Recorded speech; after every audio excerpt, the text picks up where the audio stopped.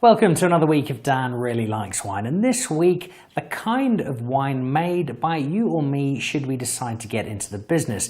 Now, unless you're obscenely wealthy and are able to purchase yourself a large estate, the way to get into making wine is to do it yourself in your garage, at home, in a cupboard, under your bed, and by buying in some wine, getting some help from some winemakers and feeling your way into the industry. And we've got 4 wines today that by and large fit into that particular space one way or the other. Now the first of them is a wine from a guy called Harold. Now I know Harold quite well, Harold Versveld, because he used to be at Val de Vie, which is best known for being the home of Rake Neertling. Now Rake is also a good friend of mine. In fact, Rake and I are regularly confused for each other, particularly when on the beach without our shirts on. And Harold was making wine very successfully for Rake and the Val de Vie team. He's now gone off on his own together with his mate Howard, and this is one of his earliest attempts, and it's a pretty successful one. It's called Droma, some superb artwork. Peter van Straten, as the artists amongst you might recognize. And this is a blend. It's a 57% Sauvignon Blanc, 43% Semillon blend, so not much further than half-half. Sauvignon Blanc from Outen Darling and the Semillon from Bot Refair. So it's a nice white blend. I think he's had quite a bit of fun making this, put a lot of time and effort into it. The label looks great, a nice bit of wax on the top. Let's see how Harold's early attempts out on his own pan out.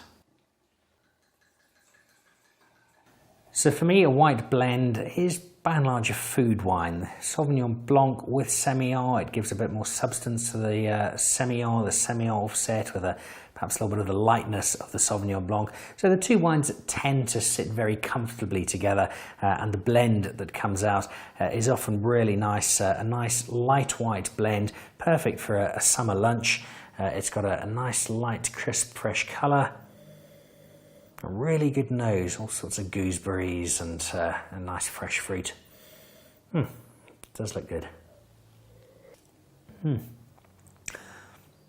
that's very, very pleasant. That's a really, really nice wine. It is light, there's a little bit of sharpness to it, but a nice sort of sharpness, just that piquancy on the palate that reminds you that it's there. It's got a little bit of cream to the finish. I think Harold's done something very nice here indeed. And if this is just the beginning of Harold's one-man efforts, then I can't wait for the show to continue.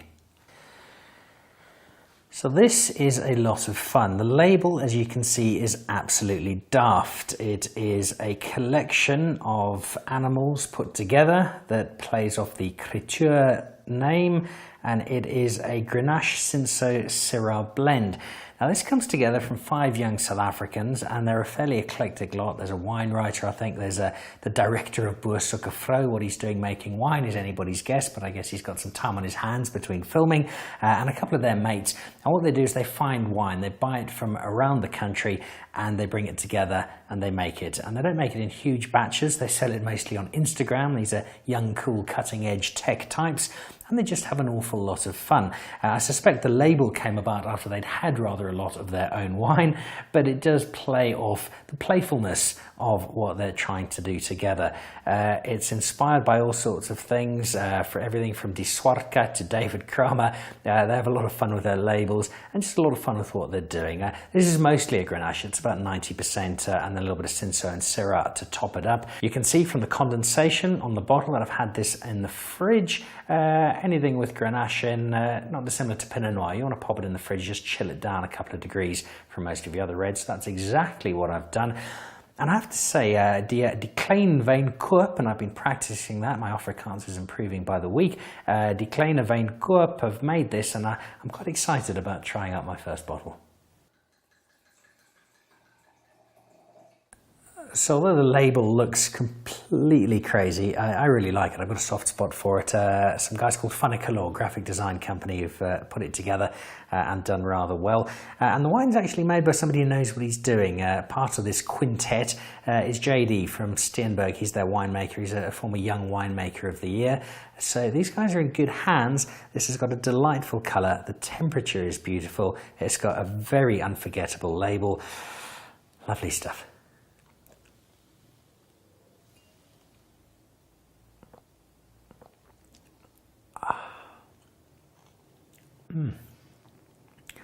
Well, that's a really interesting and really fun wine. The coolness from being in the fridge, I think, just pronounces some of what's in it just a little more. It's got a deep, dark, moody feel to it. It's a light wine, but it's got a lot of character to it. I think it's got a lot to recommend it, from the label to the colour to the nose to a really fun drink. And it's I think it's about 800 Rand for a case of 6. So what's that, 130, 140 Rand a bottle?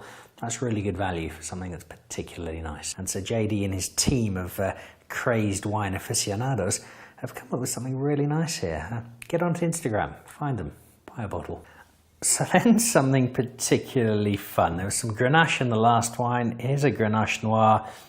And for me, it's the label, first of all, that's just so much fun.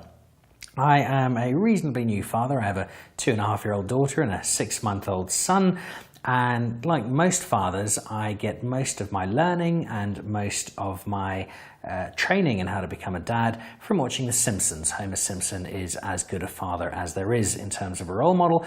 And it was Homer Simpson who introduced us to Spider Pig.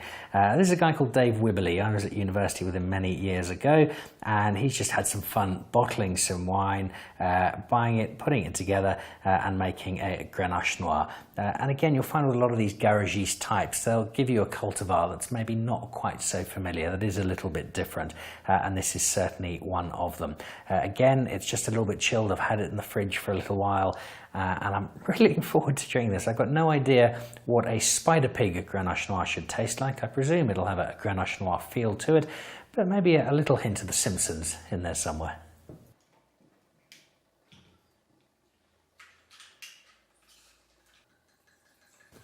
So again, much like Pinot Noir, Grenache Noir, and you saw it in the previous blend, which was Grenache dominant, it's that colour that's so cool. It's that rusty red nudging into a pinkish.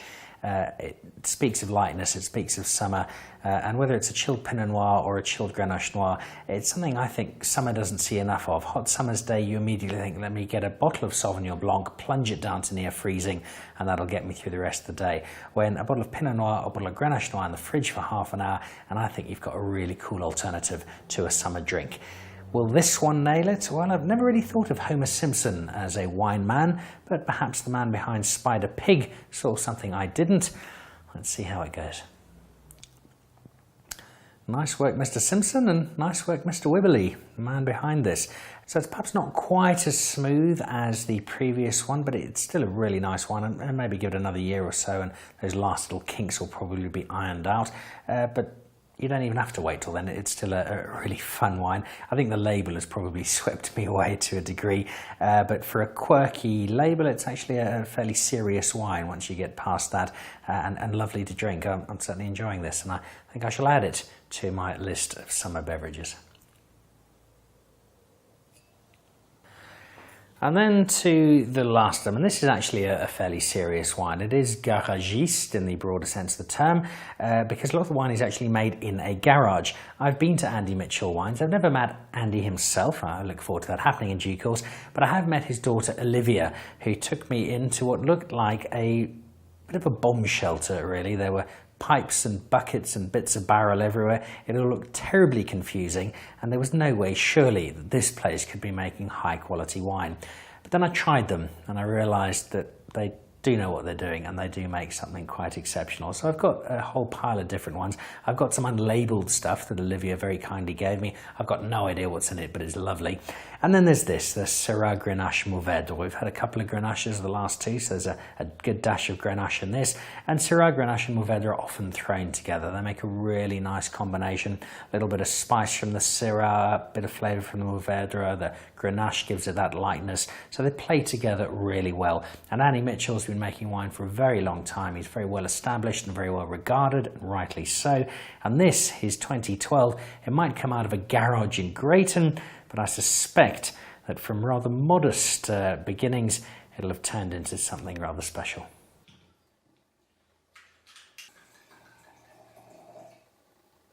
Grayton best known for what Sam O'Keefe is doing out at Lismore. She's making some staggeringly good wine that is getting the world to sit up and notice. But Greaton isn't only about Lismore, and Sam will be the first person to point you in the direction of Andy Mitchell and what they're doing just outside the city centre of Greaton, sort of in the suburbs. Well worth going to pay a visit. And if you can't get there, do try and track down some of the wine, because everything I've had so far has been brilliant, and this I suspect will be too. And that really is lovely. That's a mouthful of velvet. It's smooth, it's supple, it's got just the right amount of fruit to it. It sits in your mouth big and warm and delightful, and that's a really nice blend. Taken 3 grapes that have got a history of hanging out together and putting them together really nicely indeed. Andy Mitchell, you've done a super job, and this is a lovely wine, as are the others. This perhaps is your incentive. If you've always wanted to make some wine, if you've always wanted to give winemaking a go, well, we have some guys here. Some of them have made wine before, some have not, but they've loved it, and they've gone and done something quite special, be it in the garage, in a small cellar, or with some assistance of an existing winemaker. So go out, make some wine, send it to us. I look forward to reviewing it on Dan Really Likes Wine. Cheers.